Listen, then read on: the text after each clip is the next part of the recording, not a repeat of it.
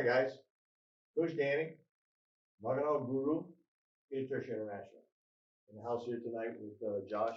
Going to work on a little bit of, again, sparring and slightly different footwork, getting in on an angle. And my opponent bails out on me as I step in. And how do I try to follow up with that? Try to stay within range for it to hit him. We've got two different footworks that we're going to be working on. One's a takeoff. We have a single takeoff that we're doing. And basically, I have my left side forward, and I want to take off to my left. I'm going to pull my weapon side foot back, and then I'm going to step off on the left reverse triangle. So it's a quick movement to go. And so we call it a takeoff versus just stepping and going across. It's a quick step, and then I want to angle in. So the way that we practice that is we'll do just what we call arrow stepping. So I just switch step, drive my knee, switch step, drive my knee. And we're getting used to making this really quick, explosive step.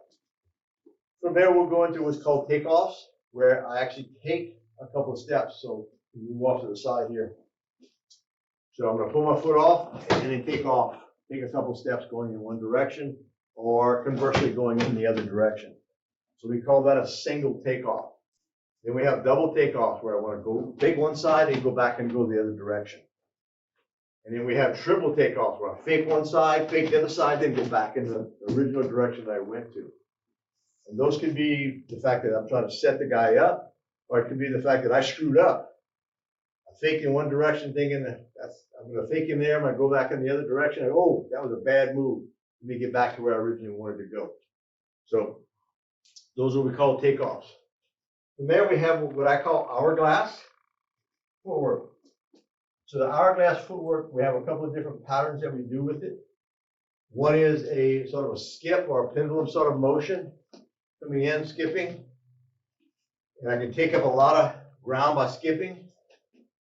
Or I have what we call touch and go, where I touch and I take another step with the same foot. And that's the footwork that we're going to be playing with today.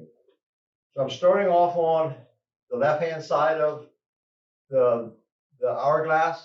I'm going to step to the center, up the red line to the center, and I'm going to take a longer step to the far side. And I'll swing over, step to the center, long step coming back, and cross over.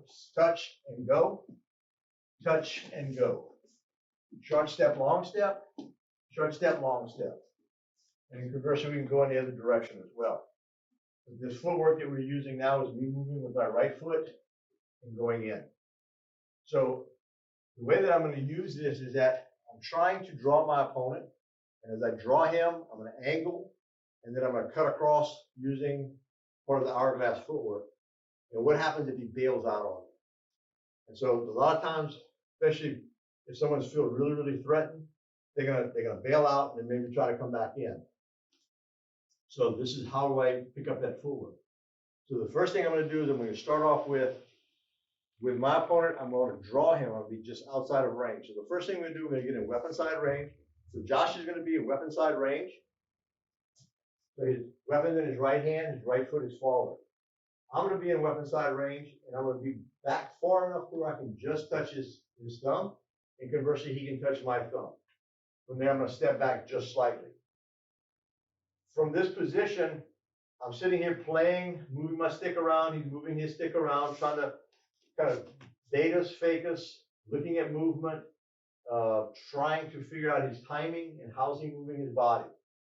From that position, I'm going to do a quick takeoff, and I'm throwing my weapon straight down the center line. What I'm not doing is bringing my weapon with me and then trying to throw it from this angle. I'm coming straight down the center line, throwing directly at him. I don't expect to be able to hit him.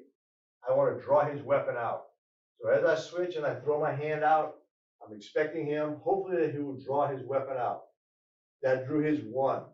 From here, now I'm going to go into my hourglass, where I step to the center, and I'm throwing a two or a jab at his face. I really want him to be worried about this jab coming at his face.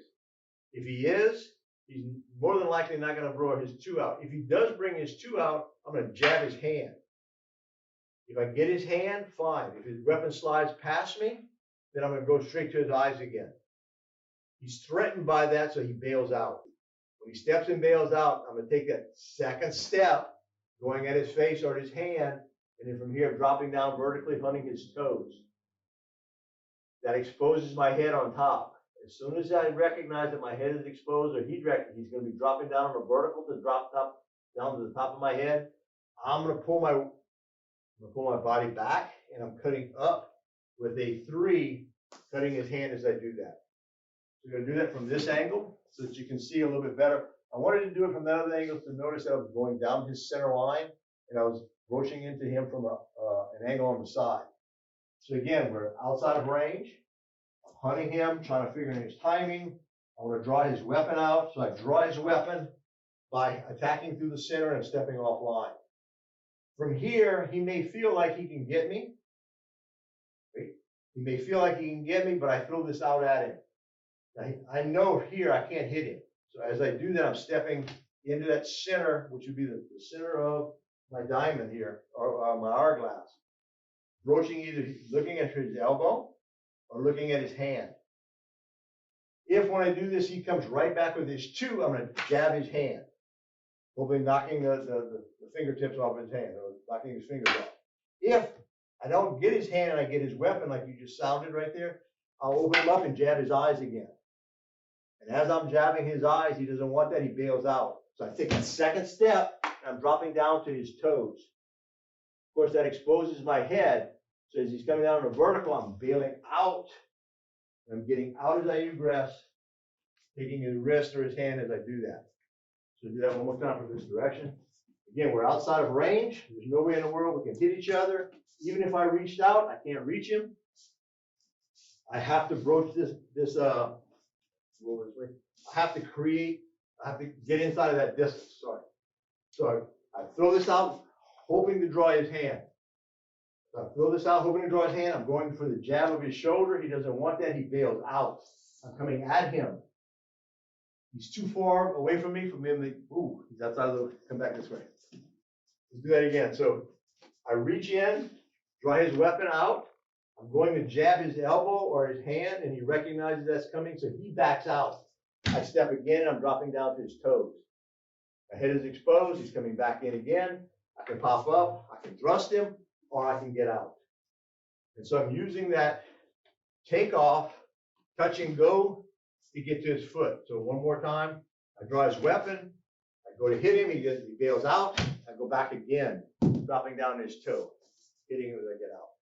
And that's the hourglass footwork, along with the takeoff to get in at an angle on my opponent.